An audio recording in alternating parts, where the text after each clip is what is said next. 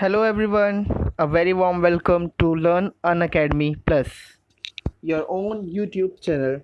Today we will discuss Indian rivers. आगे की videos की नोटिफिकेशन पाने के लिए चैनल को सब्सक्राइब करें और बेल आइकन को प्रेस करें ताकि आप कोई भी वीडियो मिस ना कर पाएँ। आइए शुरू करते हैं हमारी सबसे पहली नदी से, जो कि है इंडस रिवर। यह एशिया की सबसे बड़ी नदियों में से एक है, जो कि चीन तिब्बत से होते हुए इंडिया, लद्दाख, पाकिस्तान की ओर जाती है। यह तिब्बत प्लेट्यू से ओरिजिनेट होते हुए लेक मानसरोवर से ओरिजिनेट होती है। फिर यह एक रास्ते के थ्रू, जो कि इंडिया से होते हुए गिलगिट बाल्टिस्तान से होते हुए साउदर्ली डायरेक्शन स्टेट्स की ओर, पाकिस्तान की ओर जाकर मिल जाती है। फिर जाकर अंत में ये अरेबियन सी में मिल जाती है। यह पाकिस्तान की सबसे लंबी नदी है। इसकी कुछ सहायक नदियां हैं, जो कि है झेलम, चिनाब, रावी, ब्यास, सतलुज, लूनी और सोन रिवर। फिर हमारी अगली नदी है गंगा नदी, जो कि एक ट्रांस बाउंड्री रिवर है, जो कि इंडिया और बांग्लादेश के बीच बहती है। यह 2601 किलोमीटर लंबी नदी है, जो कि वेस्टर्न हिमालय से शुरू होती हुई भारत के राज्य उत्तराखंड से शुरू होती है और साउथ ईस्ट के थ्रू गंगा के प्लेन मैदान क्षेत्र, जो कि इंडिया और बांग्लादेश से होते हुए अंत में जाकर के बे ऑफ बंगाल में जाकर गिर जाती है।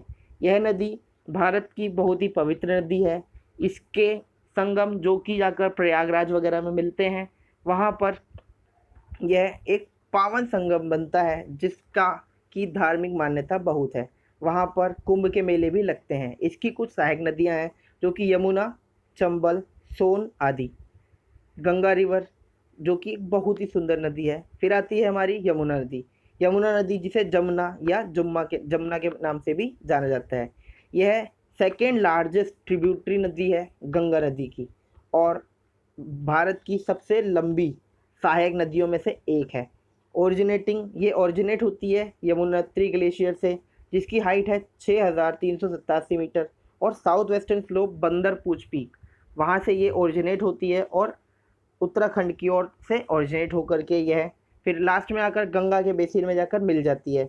ये मिलती है गंगा के त्रिवेणी संगम पे प्रयागराज में, which is a state of Kumbh Mela, जहाँ पर कुंभ मेला का आयोजन होता है, जो कि एक हिंदू फेस्टिवल और हर 12 साल में माना जाता है। इसकी कुछ ट्रिब्यूटरी नदी हैं, जो कि है हिंडन रिवर, चंबल नदी और अन्य कई नदियाँ हैं। फिर आती है हमारी चंबल नदी। चंबल नदी, जो कि ट्रिब्यूटरी नदी है, बोले तो सहायक नदी है हमारी यमुना नदी की। यह सेंट्रल इंडिया यानी मध्य भारत की एक बड़ी नदी है और ये ग्रेटर गैंगेटिक ड्रेनेज सिस्टम का एक हिस्सा है, यानी कि गंगा के प्रवाह क्षेत्र का एक हिस्सा है। यह नदी नॉर्थ ईस्ट मध्य प्रदेश से फ्लो होते हुए राजस्थान और मध्य प्रदेश के बीच बाउंड्री का निर्माण करती है। Before turning south east to join Yamuna in Uttar Pradesh, Yamuna में जुड़ने से पहले यह मध्य प्रदेश और राजस्थान के बीच बॉर्डर का निर्माण करती है। इसकी कुछ सहायक नदियां हैं पेन गंगा, वर्धा, वेन गंगा, इंद्रावती नदी इत्यादि।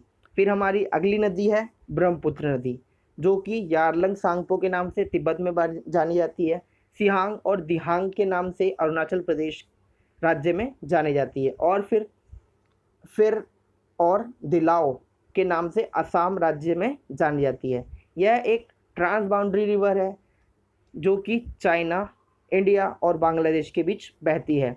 यह तिब्बत से ओरिजिनेट होती हुई चाइना होते हुए फिर अरुणाचल प्रदेश से भारत में प्रवेश करती है और बांग्लादेश में जाकर पद्मा और मेघना नदी के साथ मिल करके फिर बे ऑफ बंगाल में जाकर गिर जाती है। यह 9वीं largest river in the world, जो कि डिस्चार्ज में है और 15वीं सबसे लंबी नदी है।